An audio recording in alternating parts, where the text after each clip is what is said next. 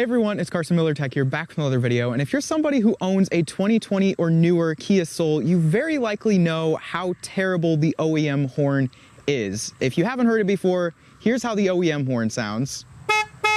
And by the end of this video, this is how the new horn that I'm going to be installing will sound.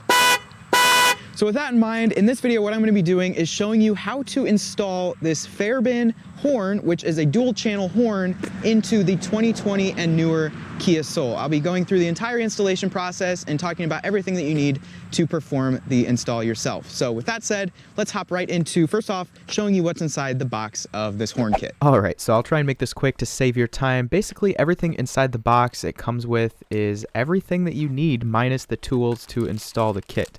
So inside the box, you do have a horn adapter, and this allows you to go and plug the harness that comes with this kit into the OEM horn adapter for your vehicle. So you don't have to worry about using any external buttons or anything like that. You can just simply press the button on your steering wheel to go and trigger the horn. Also comes with two different horns. So this is a two-tone system, meaning that it has two separate horns. Also, you have some zip ties and the wire harness itself that comes with this kit. And on this wire harness, you've got a relay and a fuse. Then you also have the leads for connecting to the battery, as well as connecting to that horn harness, as well as the horns themselves. So it has everything on it. Then you also have a user manual, as well as some additional wires if you want to go and just connect the horns to a wired system some other way. If you're doing some DIY project, but I would not advise using this. I would use the wire harness with the relay on it. Then you also have some metal plates, and these allow you to go and mount the horn onto the vehicle that you are mounting these on. So aside from that, that is everything that comes inside the box. So let's move right into the installation. So everything that you need installation wise is seen right here. Everything on the right side of my arm right here is everything that you will 100% need. And then everything on the left are things that you possibly will need depending on how you choose to install. So the things that you will most definitely need is, of course, the horn itself. You will need the horn connector. You'll need some large zip ties, a flush cut zip tie cutter, or just general cutters. You'll also need a plastic rivet removing tool for vehicles, and then you will need a 15mm as well as a 10mm socket. As far as the things that you possibly will need are some wire cutters slash crimpers for some terminal stuff right here. I have some butt connectors, some spade connectors, as well as some disconnect pairs. These can be used in conjunction with this wire to extend the length of the wires from the horn, because the ones that come with the horn are very short, like honestly almost way too short. I wish they were longer, but for the price I guess it makes sense. And then on top of that, if you are going to be using wire, I would highly suggest getting some flex tubing to go and protect the wire from heat in the engine bay. So you can go and wrap the wire with this to ensure that it isn't going to be damaged.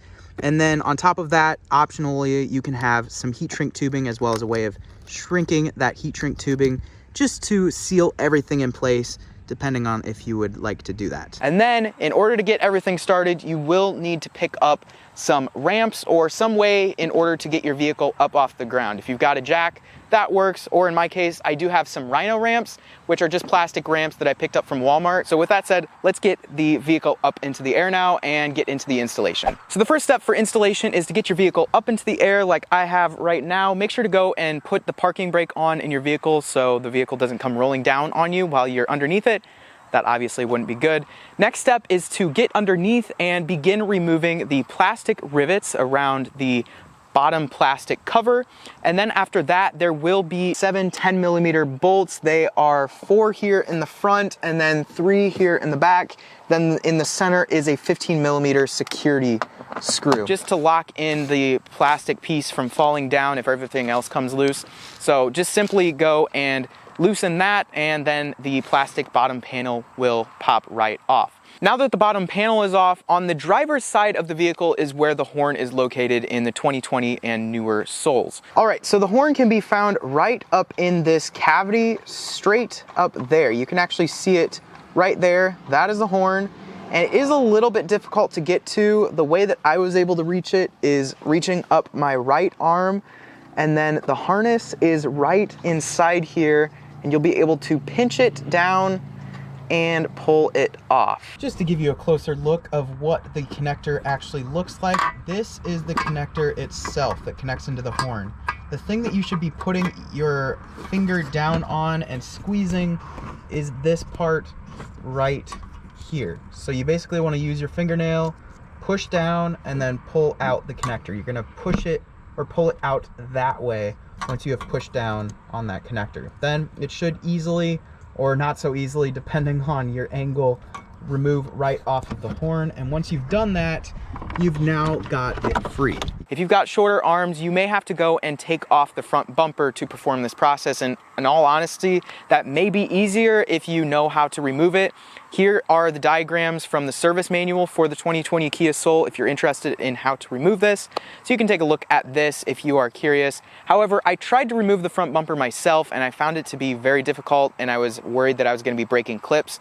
So I found this way of just going straight up from underneath to access the horn much easier and much more safe, because you didn't have to worry about breaking any of the plastic pieces. So once you've got that wire harness removed from the horn, it is now time to get into installing the aftermarket horn. It's really quite simple. All you got to do is get the horn adapter that came with the horn. Unfortunately, it does not match the actual horn adapter that is in the 2020 and newer Kia Souls. Even though Amazon says that it is compatible, it is not. So we do have to modify it a little bit, but you don't have to worry about modifying the harness of the vehicle itself. It will all work. So all you've got to do is cut down about 1/4 of an inch from the end of that adapter. And then from there, you will have to cut all the way around the diameter of that connector. And then you'll have to cut off these plastic pieces right here on the side, so then everything can slide in. You will want to make sure that you have flush cut wire cutters in order to do this, or else you will have to like sand down the plastic so then it's smooth and it will fit into the adapter. But once everything here is trimmed and it looks like this right here, you are safe to go and insert this into the horn adapter. Then now that this is free, you can take the connector that we modified and plug it in like so. The 2 grooves right here on the top plug in right where you press down on the connector. So because this is a pretty tight squeeze, it is pretty difficult to get on here, but once you've lined it up, you should be able to slide the connector right on in like so, and push it in as far as you can, and there you go. Because we cut off that middle piece, you should be able to just pull this connector off whenever you need, so then you can easily go and plug this back into the OEM horn if you're selling your vehicle or you are troubleshooting or something like that. But there you go, now it's plugged in. And the good news is once you've got this connector plugged in, that is half the battle of this entire thing. So next up, the next step that I took in installing the horns was to go ahead and ground the horn. So to do this, the way that I grounded it is I went and unscrewed this bolt right here. It is a 10mm, so loosen that up. There is a rubber grommet in here, but don't worry about that. Simply stick the spade end into the cavity right between where the rubber is and this frame. So then you just go and tighten up the bolt and you should be grounded. Make sure to tug on the ground wire just to make sure it doesn't move anywhere. I didn't have to sand anything down or do anything like that.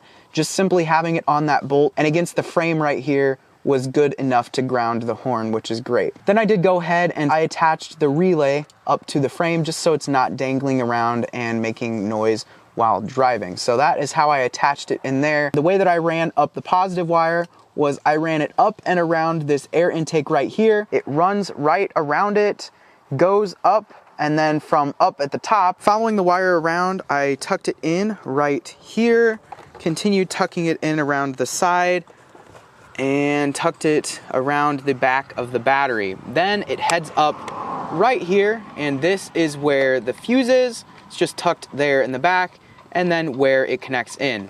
This is a 10mm right here on the positive side. Simply loosen that up, stick the spade end in, and then you can go and tuck the wire over here. I would actually recommend making a little slit in here so the wire isn't crimped like is happening here, but it hasn't really hurt anything so far, so just close it up and you're all set as far as the positive wire goes. And we're almost finished now. Now that you've got the positive and the negative hooked up to your car, you can go and mount the horns. So to connect the horns into their power, simply go and plug the yellow and the black leads into each of the connectors on the horns, as you can see here. Then I went ahead and zip tied the horn to its metal connectors right here. I put these onto the horn, tightened down the nut, and then just zip tied the metal piece right there. Then I zip tied that whole piece up onto the frame. They're just simply zip tied up. Then I ran an even bigger zip tie and zip tied it around another piece just to ensure that it is fully connected in place.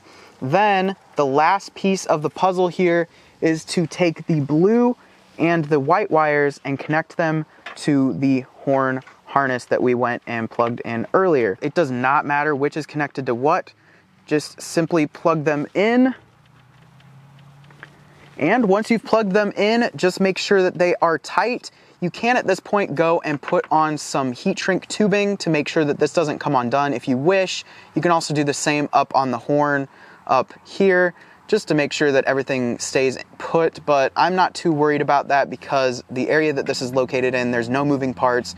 Air shouldn't be getting in this area, and even water shouldn't be getting in this area. But even if it were, I did make sure to position the horns of the horns down facing towards the ground. And you want to do that just to ensure that if water ever comes into this cavity in here, that water won't be pooling up in the horns themselves. So just make sure that these are pointed down, or at least generally pointed down, so water can't get into there. But now that everything's installed, it's now time to test it out and make sure everything works. So simply go and climb into your car, press the horn, and you should hear the horn. And the best thing about this installation is because it is installed with the relay, you should not have to worry about it going and ever shorting out or doing anything like that, because you aren't actually drawing any more power than the default horn could put out anyways. So because the relay is there, you should be all good. So if the horn put out a sound and you're all good, it's now time to go and reverse putting on the plastic panel. All you got to do is stick it back up into place, make sure the plastic nut goes and slides right on, and then after that you should be able to go and just put the bolts on first, followed by all of the plastic rivets. And just like that, you're all set. Now you can take your vehicle down off of your ramps or your lift, and you're all set to use your car like before. So with that said, that is it for the installation. If you're somebody who has a Kia Soul and is interested in upgrading the terrible headlights next, I would check out this video right up there. But that is it for this one. If you enjoyed it, make sure to let me know by clicking the thumbs up button down below, as well as subscribing for future videos. And also you can check out, once again, that LED headlight video right up there, or some random video right down there. With that said, that is it for this one. I hope to see you in the next video. Peace.